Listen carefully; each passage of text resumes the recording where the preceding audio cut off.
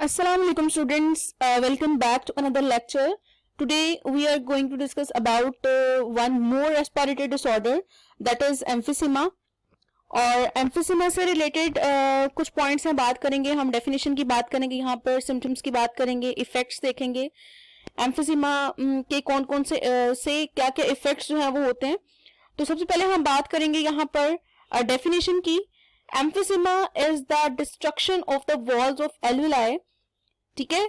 अब यहाँ पर आप डायग्राम में देख सकते हैं कि आपको यहाँ पर एक लंग दिखाया गया और इस लंग के 2 सेक्शंस हैं. फर्स्ट सेक्शन में यहाँ पर आपको दिखा रहे हैं कि यहाँ पर नॉर्मल एल्विलाई है और यहाँ पर जो है वो डैमेज्ड एल्विलाई दिखाई गई हैं. एल्विलाई का थोड़ा सा रिकॉल कर लेते हैं हम. एल्विलाई बेसिकली क्या होते हैं? ये रेस्पिरेटरी सर्फेसेस हैं जो कि लंग्स में प्रेजेंट होती हैं और इन्हीं सर्फेसेस से गैसेस एक्सचेंज हो रहा होता है. ये एक जो है वो नॉर्मल एल्विलाई दिखाई गई है. इस नॉर्मल एल्विलाई में आपको बंच दिखाया गया है बहुत ही छोटे छोटे सैक्स का जो कि इकट्ठे हुए में और एक यहाँ पर बंच बना रहे हैं रेस्पिरेटरी सर्फेसेस का. लेकिन अगर हम कंपैरेटिवली इस वाली डायग्राम को देखें तो इस डायग्राम में आपको नजर आ रहा है कि यहाँ पर ये जो सैक्स हैं ये प्रॉपरली वॉल्व नहीं है. यहाँ पर दरमियान में जो एल्विलाई वॉल्व है वो टूटी नहीं है. ठीक है. तो बेसिकली जब यहाँ पर एल्विलाई की वॉल्स टूट जाएंगी, उनकी डिस्ट्रक्शन होगी, तो destruction of the wall of alveoli जो है उसको हम बेसिकली एम्फिसेमा कहते हैं. ठीक है. अब इस एम्फिसेमा के क्या क्या इफेक्ट्स हो सकते हैं कि अगर हमारी एल्विलाई की इनर वॉल्स टूट गई हैं, ठीक है, तो इनके इफेक्ट्स क्या क्या होंगे वो भी डिस्कस करेंगे. It results in the larger sacs but with less surface area for the gases exchange. अच्छा, यहाँ पर ये है कि अगर हमारे पास हेल्दी यहाँ पर एल्विलाई हैं तो यहाँ पर सरफेस एरिया इंक्रीज हो जाएगा और सरफेस एरिया इंक्रीज होने की वजह से गैसेस का प्रॉपरली एक्सचेंज हो सकेगा. लेकिन अगर वॉल्स टूट गई हैं, इंटरनल वॉल टूट गई हैं, तो इंटरनल वॉल टूट जाने की वजह से क्या होगा कि पहले जहां छोटे छोटे यहाँ पर एल्विलर सैक्स थे, अब ये बड़ा एक ही सैक बन जाएगा और जब एक बहुत बड़ा यहाँ पर एरिया जनरेट हो जाएगा तो उससे हमारा जो सरफेस एरिया है वो रिड्यूस हो जाएगा. सरफेस एरिया रिड्यूस हो जाने की वजह से रेस्पिरेटरी प्रॉब्लम्स भी हो सकती हैं. अब जैसे कि आप इस डायग्राम में देखें, यहाँ पर प्रॉपरली हर सरफेस नजर आ रही है और हर सरफेस से गैसेस एक्सचेंज हो सकेगी. लेकिन जब दरमियान से यहाँ पर बहुत सी वॉल्स टूट जाएंगी, ठीक है, तो वॉल टूट जाने की वजह से क्या होगा, यहाँ पर अब सरफेसेस कम हो गई हैं. सरफेस कम हो गई, इट्स मीन अब जो गैसेस एक्सचेंज होगा उसका रेट भी कम हो जाएगा, रिड्यूस हो जाएगा.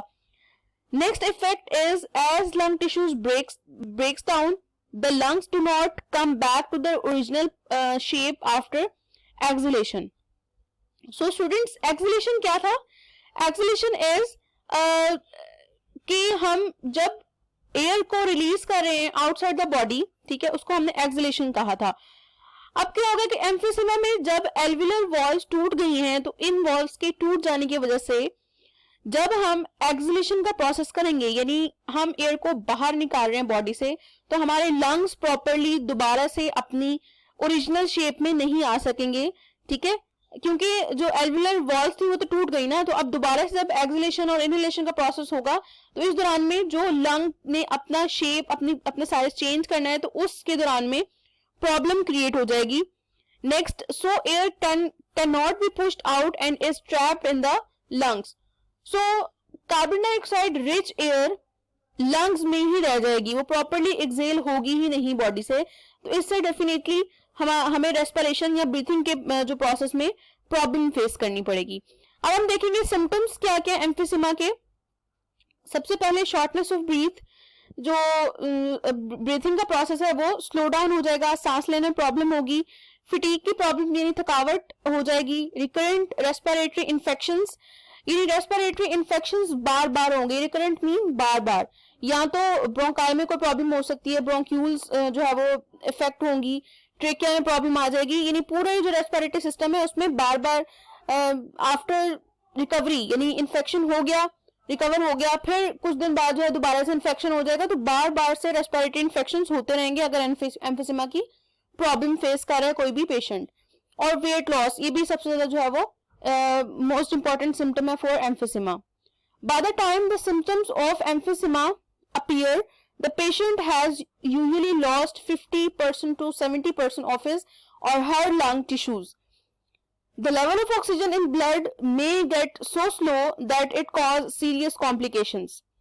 Okay, ये जब symptoms appear होते हैं तो उस तब तक क्या होता है कि पेशेंट जिसको एम्फिसिमा की प्रॉब्लम है वो अपने लंग्स का ऑलमोस्ट 50 to 70% जो एरिया है या उसका पोर्शन है वो डैमेज कर चुका होता है, बिल्कुल उसकी जो है वो इन्फेक्शन हो चुका होता है। और इससे क्या होता है, डेफिनेटली अगर हमारी एल्वियोलर वॉल्स खत्म हो गई हैं, प्रॉपर एरिया नहीं रहा, पहले जो इतना ज्यादा था वो इतना कम हो गया, तो इससे हमारे जो ब्लड है उसमें ऑक्सीजन का लेवल भी बहुत स्लो हो जाएगा। जैसे यू कैन सी यहाँ पर भी आपको एल्वियोलाई नजर आ रही है प्रॉपर वॉल्स के साथ, ठीक है, एरिया इंक्रीज है, लेकिन यहाँ पर वॉल्स टूटी नहीं है। इससे एक बड़ा सा यहाँ पर सैक बन गया जिससे ऑक्सीजनेशन ऑफ ब्लड में भी प्रॉब्लम होगी, ब्लड में ऑक्सीजन लेवल कम हो जाएगा, लंग्स में एयर ट्रैप होके रह जाएगी। तो ये सब प्रॉब्लम्स हैं जो कि एम्फिसिमा का पेशेंट फेस कर रहा होता है। So this is all about the today's lecture, which is emphysema. If you have any question, you can ask in the comment section and feel free to ask.